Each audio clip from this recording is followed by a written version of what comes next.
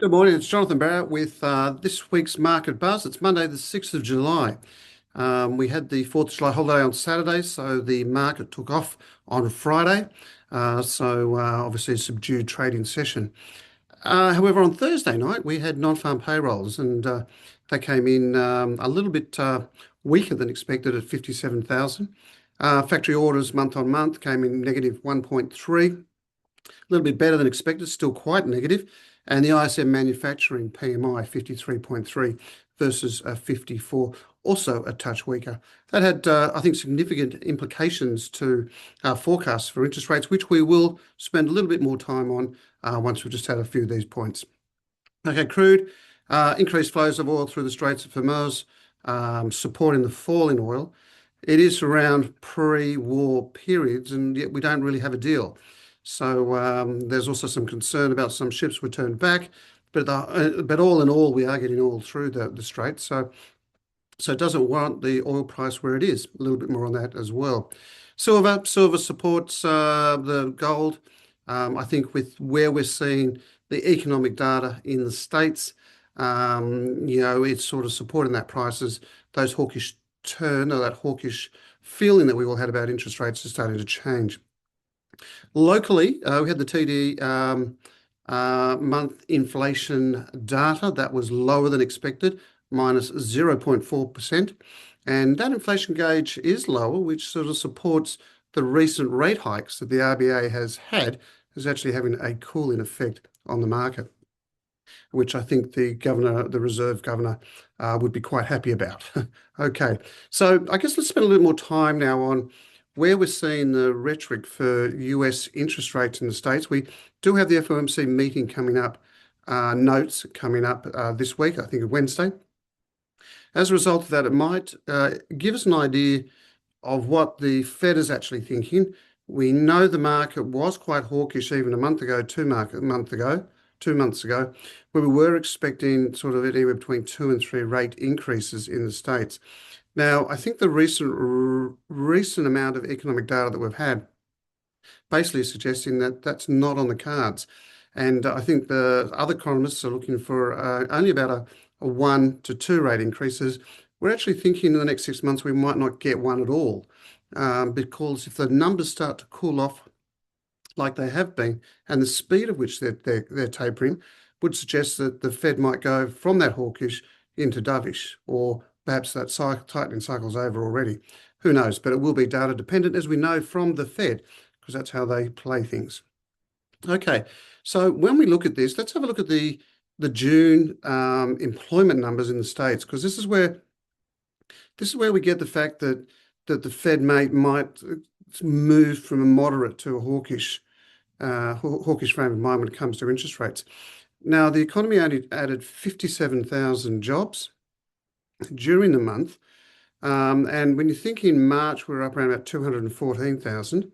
That in my mind suggests that things are slowing down quite quickly. Not only that, it was below the expectations of 110,000, and it was down sharply from the already downwardly revised 129,000 jobs in May. So in my mind, you can see that everything's happening quite quickly. And when you see that third consecutive monthly decline in payroll growth, you'll think there'd be more of an about face in terms of what the Fed is actually thinking. There were sectors of the economy which were expanding, and that's in the professional and business area. And there's also seen that there are significant declines in leisure and hospitality. By about that's down 61,000. So, but that's a bit strange given that we're FAI Cup distortions over there. So anyway, let's see what happens. But I think at the end of the day, we can see that the labour market is softening and a lot weaker than what we expected. And as a result of that, that aggressive Federal Reserve tightening, I think we'll actually sort of have a bit of a turnaround.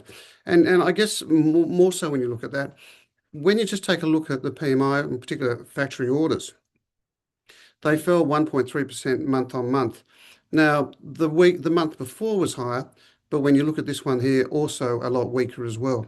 And you can have a look at durable goods orders dropped 4.5%. There was a sharp decline, about 14% in transportation equipment, da da da da da. Um, so when you see that, looks quite weak. So at the end of the day, when you look at a weaker employment growth, softer consumer spending, and slowing economic activity, you get a sense that things are changing. I don't think the Fed will actually sort of push rates up in the face of the news which we've seen. In fact, they'll put on hold. And I think the FOMC minutes will actually report the same. And as a result of that, when you're not getting that expectations of your rate increases, the market's going to say more of the same. And that might be attractive, for some of the precious metals, for instance. And that's what we're banking on as well. In fact, we don't think there'll be another rate hike for the next 6 months, possibly even more. Okay, so stay tuned on that. I think the other critical thing which we should be thinking of, I think within the US we've seen that oil price come back as well, quite dramatically, and as a result of that, those inflationary feeling, this is only a blip, and that inflation that we've seen and we forecast will taper off quite quickly. That's provided we come up with a deal. The market is convinced 100% that we're coming up with a deal, even to the extent that OPEC have come out and said they're quite happy to increase the amount of barrels going through the Straits to take advantage of the high prices of oil that we've got at the moment, given relative towards before the actual before we had the conflict in the Middle East. So if anything, their oil prices, they are at the lower end. It seems a bit premature to actually see oil prices at these levels. Iran is playing a hard card, and the US could get quite frustrated. And that frustration might bore out into an increased hostility to an extent that might see oil prices, or some other way, oil prices might actually start to ratchet higher. When you do see us trading around $72 on the Brent, you get a sense that, that the market's comfortable here, but they're also getting a sense that a deal will be done, more flow will happen through the Straits, and whilst economic activity is starting to soften as well, that's a double-edged sword. So all the rhetoric points to oil prices going down, but they are holding. So let's see. We are actually got a small positive on there, just as a contrarian trade, because it seems to be holding regardless of all that news we've had. So quite interesting. Also, this week we've got a few things coming out.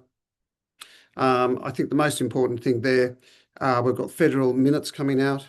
We've also got ISM services PMI, existing home sales, and the full trade balance sheet. In Europe, we've got some policy accounts. Germany and Italy, they released their industrial production. So there's a fair bit out there. I think the most important thing is how the market looks at OPEC and how they'll determine future production levels. And I think that will be probably one of the keys. Okay. On the position front, let's have a look at what we've got. And I'll just share my screen. There we go.